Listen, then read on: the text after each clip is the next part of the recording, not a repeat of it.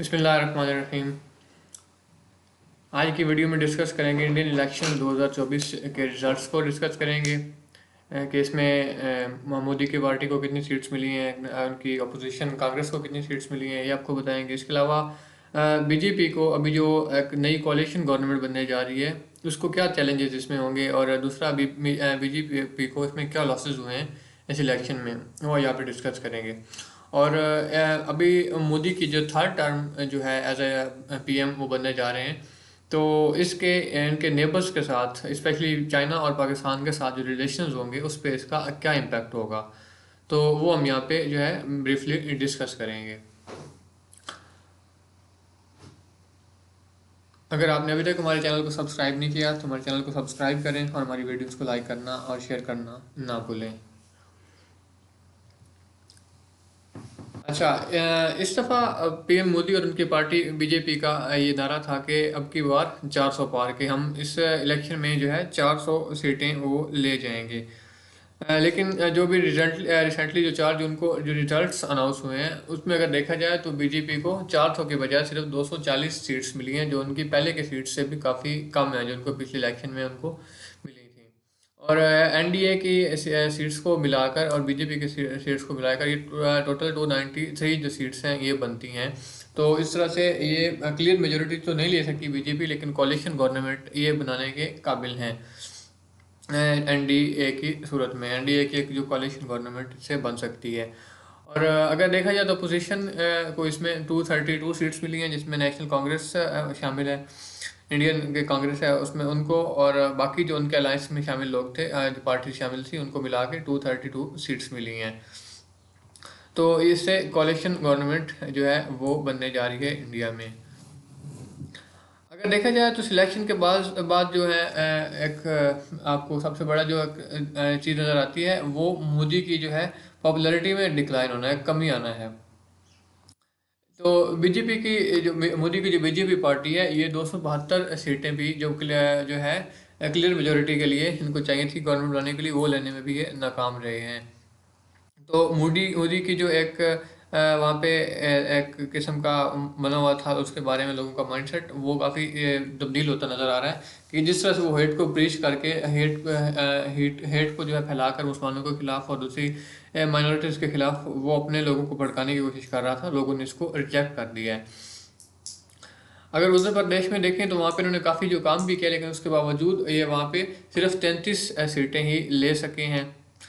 और ये उनका जो है देखे जाए तो उनकी इस एक हेट का जो उनका एक नफरत फैलाने का उनका जो एक सिनेरियो है, उनका एक माइंड सेट है, उसको लोगों ने रिजेक्ट कर दिया। राम मंदिर की बात करें तो उन्होंने अयोध्या में एक राम मंदिर बनाया था बाबरी मस्जिद की जगह पे।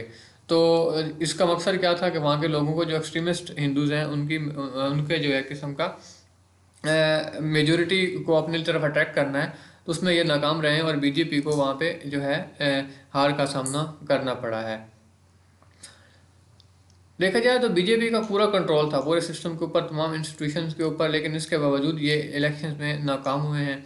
और इंडिया अलायंस जो था अपोजिशन का वो 232 सीट्स ले गया है। तो ये लोगों की एक पब्लिक रिजिलियंस जो है वो इसमें रिफ्लेक्ट हो रही है, इसमें नज़र आ रही है कि किस तरह से एक डिक्टेटर किस्म के एक बंदे को किस तरह से रिजेक्ट करने की कोशिश कर रहे हैं।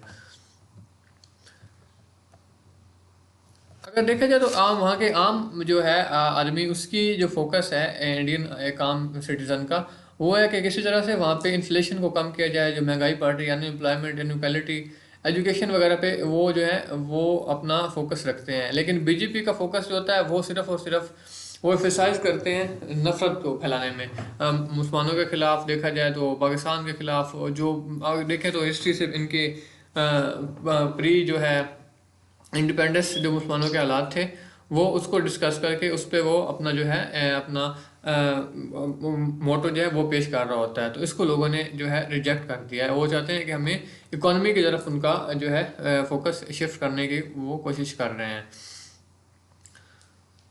अच्छा, इस जो गवर्नमेंट बनेगी तो इसका एक अच्छा जो इम्पैक्ट होगा कि वो जो मोदी जिस तरह की जो अपनी मुख्तलिफ़ किस्म की इम्प्लीमेंट करने जा रहे थे ऐसे कवानीन को जो कि मुसलमानों के और वहाँ पे जितनी दूसरी माइनॉरिटीज़ हैं मुस्लिम्स के और दूसरी माइनॉरिटी के ख़िलाफ़ थे, वो उनसे जो है उनको वो रुकावट उनके सामने बन जाएगी। अब देखा जाए तो दूसरी जो पार्टीज होंगी, ये मोदी जो है वो ऑटोक्रेटिकली किसी किस्म की रिफॉर्म्स करने के काबिल नहीं रहेगा इसके ज़रिए से।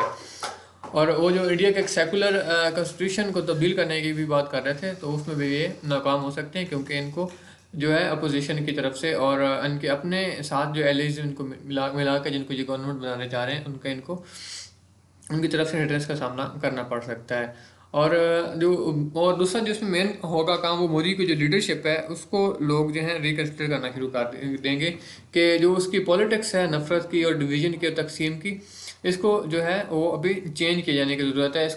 इसके लिए ज़रूरी है कि वो इसको अपनी जो है पॉलिटिक्स को हेट की बजाय वो लोगों के दरमियान एक किस्म की हारमोनी पैदा करने के लिए इस्तेमाल करें।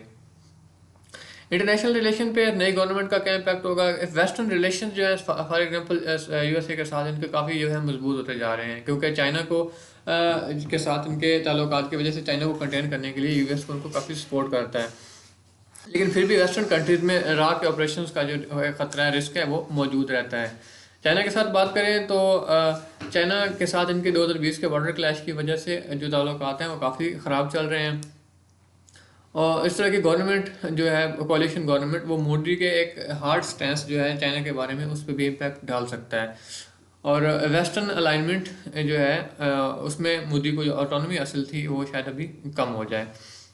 पाकिस्तान के साथ रिलेशन की बात करें तो उस पर कुछ का वो खास असर नहीं होने वाला, क्योंकि वहाँ की एक एंटी पाकिस्तान रेटोरिक जो उनकी एक चली आ रही है शुरू से, वो उसको अपनी तरह जारी रखने की कोशिश करेंगे। मोदी की जो थर्ड टर्म है इसमें वो मेचोरिटी तो हासिल नहीं कर सकता, लेकिन इसके बावजूद वो एनडीए के सपोर्ट से गवर्नमेंट बनाने जा रहे हैं। तो फ्यूचर में इसकी कोalition गवर्नमेंट को चैलेंजेस भी हो सकते हैं, अपने इंटरनली भी और इंटरनेशनल एरियाज में भी, और अपॉर्चुनिटीज भी इसको काफ़ी हासिल हो सकती हैं।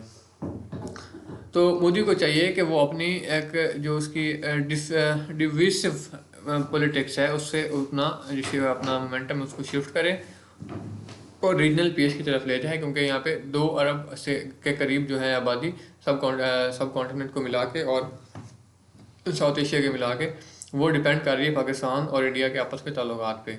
तो मोदी को चाहिए कि वो अपनी हेट पॉलिटिक्स की बजाय वो पीस फैलाने की कोशिश करे।